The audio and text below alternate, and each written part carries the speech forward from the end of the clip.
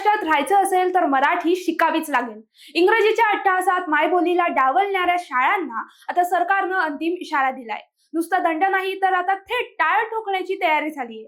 काय आहे हा नवा जी.आर? पहा आमचा हा विशेष रिपोर्ट। नमस्कार, मी भक्ती, प्रहार न्यूजलाईन मध्ये आपलं स्वागत करते।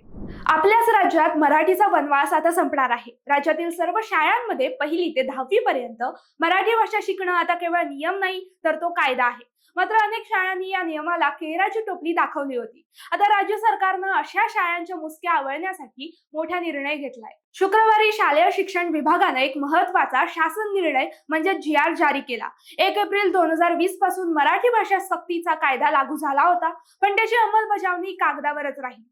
आता मात्र तसं होणार नाही। नियमांचं उल्लंघन करणाऱ्या शाळांना सर्वात आधी नोटीस बजावली जाईल। शाळांना 15 दिवसात समाधानकारक खुलासा करावा लागेल, अन्यथा थेट 1 लाख रुपयांचा दंड हा ठोठावला जाईल। पण खरी दहशत पुढच्या कारवाईची आहे।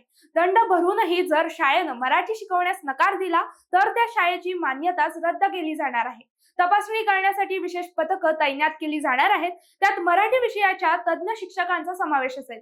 सीबीएसई असो वा आयसीएसई कोणत्याही बोर्डाला आता मराठीतून सुटका नाही। मराठी ही आता केवळ भाषा राहिली नसून तो शाळांच्या अस्तित्वाचा प्रश्न बनला आहे। आपल्या मातीची भाषा आपल्याच पाल्यानं शिकवताना कोणत्याही शाळा व्यवस्थापनाला अडचण असू नये हेच या धाडसी निर्णयाचं सार आहे।